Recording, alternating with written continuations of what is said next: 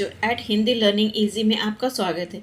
बच्चों, आज हम काव्य सौंदर्य के तत्व पढ़ेंगे, ठीक है, जिसमें रस, छंद, अलंकार। सबसे पहले तो मैं आपको ये बता दूं काव्य सौंदर्य में के तत्व में क्या क्या होते हैं, रस, छंद और अलंकार।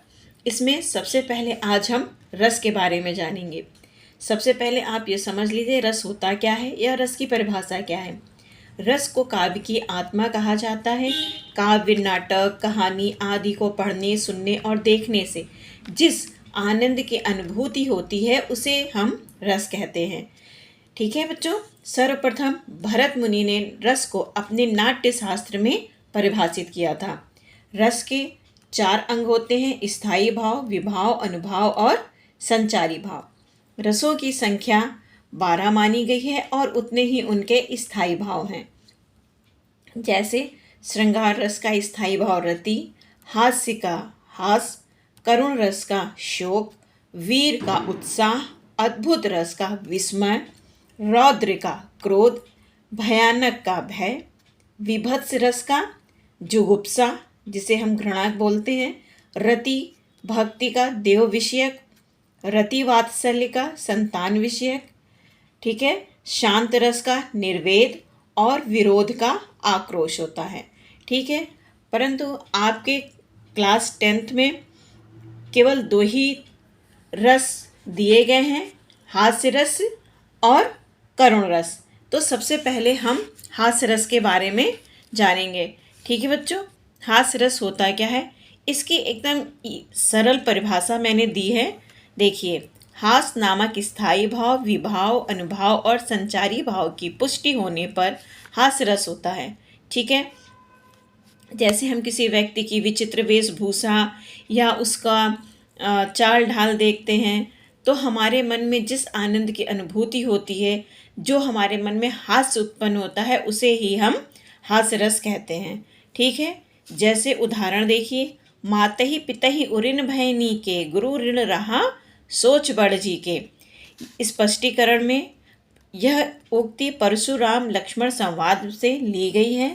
ठीक है, इसमें स्थायी भाव हास है, आलंबन परशुराम है, उद्दीपन परशुराम की झुंझलाहट है और संचारी भाव आपका हर्ष और चपलता आदि आएगा।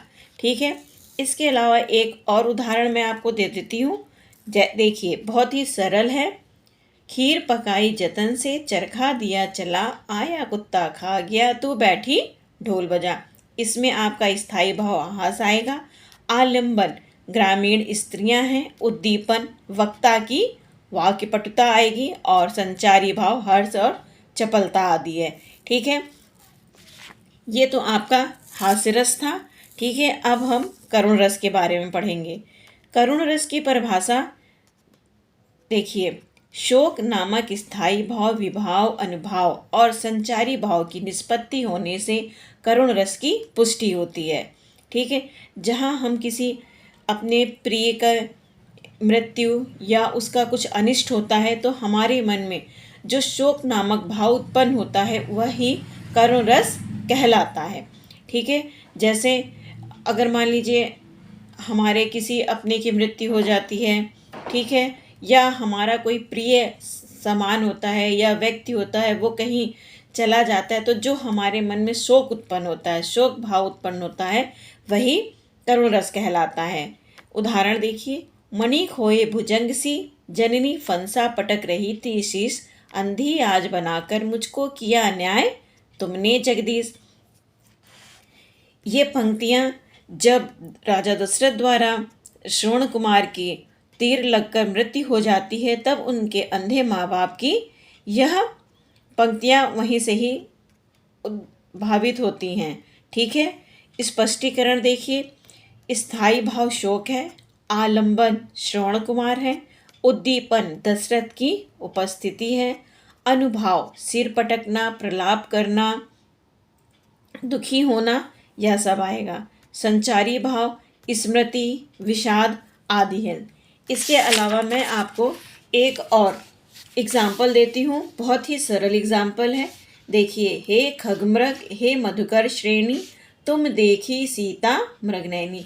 यह पंक्तियाँ तुलसीदास जी द्वारा रचित रामचरितमानस से ली गई हैं। जब रावण सीता जी का हरण कर लेता है तब राम जो वन मार्ग में जाते हैं तब वह वन मार्ग के पशु पक्षी भौरों आदि से सीता जी के बारे में पूछते हैं, तो वहीं से यह पंक्तियाँ ली गई हैं। ठीक है बच्चों, देखिए इसका स्थायी भाव शोक आएगा, आलंबन सीता है, उद्दीपन राम की व्याकुलता है, संचारी भाव सीता जी की स्मृति विषाद आदि आएगा। बच्चों ये मैंने आपको बहुत ही इजी तरीके से रस के बारे में बताया है। अगले भाग में मैं आपको छंद और अलंकार के बारे में बताऊंगी। अगर आपको किसी भी तरीके की कोई दिक्कत आती है, कोई परेशानी आती है, तो आप कमेंट बॉक्स के जरिए मुझसे पूछ सकते हैं।